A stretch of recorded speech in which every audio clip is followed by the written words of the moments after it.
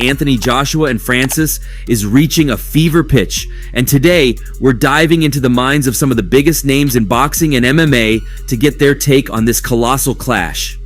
First up, the man himself, the enigmatic Tyson Fury. He's known for his larger-than-life personality and his razor-sharp wit, and he's not one to mince words. Fury simply declared, "Joshua, mate, he's got the experience, the skills, and that British bulldog spirit. Francis is a beast, no doubt, but this is boxing. I'm putting my money on AJ." Now, let's talk about the undefeated champ, Floyd "Money" Mayweather. You know he's all about precision and strategy. Mayweather offered a more measured take. "It's a tricky one, but I gotta go with Joshua," he said. "He's been in there with the best and he knows how to adapt. Francis is a powerhouse, but this is a different game." And how about the legendary promoter, Bob Arum? He didn't hold back either. "Joshua all the way," he stated emphatically. "He's been on the world stage and he's faced adversity. Francis is a beast, but he hasn't been tested like Joshua has." But it's not just the big names giving their predictions. Joseph Parker, a heavyweight contender himself, gave a nod to his fellow boxer. "Joshua's got the skills and experience," Parker said. "Francis has got that MMA power, but this is boxing. It's going to be AJ's night." Alexander Usyk, who's set to face Tyson Fury in another blockbuster bout, added his perspective. "I respect both fighters, but Joshua's got the edge," Usyk commented. "He's got the tools to handle Francis's power. It'll be a tough fight, though." And what about the former WBC champion Deontay Wilder, who knows Joshua well? "It's a 50-50 fight," Wilder said, trying to stay diplomatic. "Joshua's got the skill, Francis has got the power. It's all about who can impose their game plan." You can feel the excitement building, can't you? These pros have thrown their hats into the ring with their predictions. But let's remember, in the fight game, anything can happen. On March 8th, 2024, in Riyadh, Saudi Arabia, the world will tune in to see if the pros' picks hold true or if Francis will defy the odds and topple the boxing world's giant, Anthony Joshua. One thing's for sure, it's going to be a clash for the ages and you won't want to miss it. But that's not all, folks. The upcoming Anthony Joshua versus Francis clash, scheduled for March 8th, in Riyadh, Saudi Arabia, just got a whole lot more exciting with a significant addition to its undercard.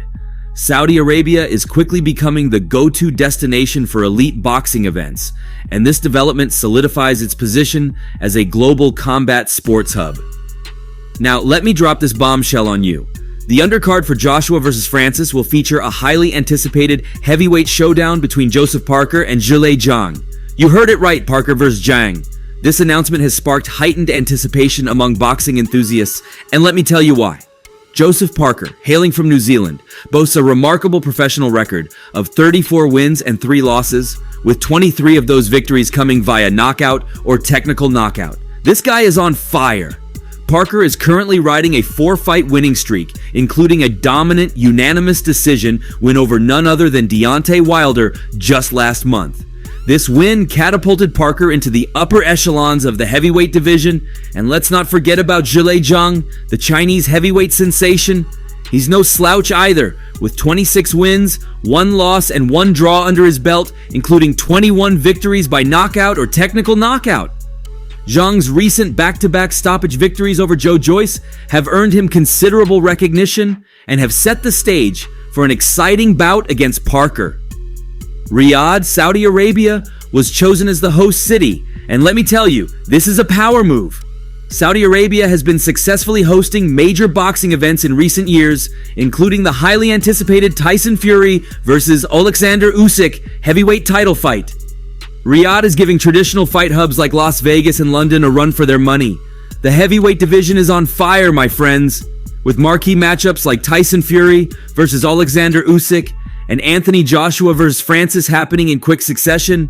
You're in for a treat. The addition of Parker vs. Zhang just adds more fuel to the fire, leaving you eager to witness the outcomes and speculate about future matchups for the winners.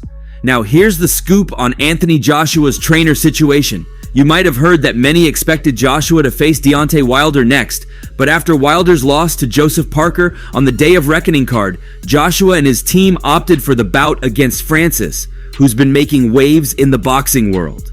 The interesting twist here is that Joshua has announced he's sticking with trainer Ben Davison for this upcoming fight. This decision has raised some eyebrows and got the boxing community buzzing. Let me break it down for you. Joshua explained, "The reason I was able to gel with Ben is because he doesn't try to change your style. I went through a phase where I was attempting to alter my style, focusing on back foot boxing, boxing behind the jab, and adopting a more controlled approach. I was trying not to be as explosive and was aiming to control the pace of the fight. But Ben's perspective was different. He said, 'That's not your body type. You're a powerful, explosive fighter. Go out there and knock people out.'" Now, isn't that something? Joshua's decision to stick with his natural style suggests that he's looking to return to his roots as a heavyweight knockout artist, focusing on his power and explosiveness rather than trying to emulate a different style. This aligns with what fans have come to expect from Joshua: exciting fights with the potential for explosive knockouts. The fight against Francis is expected to be nothing short of a spectacular showdown.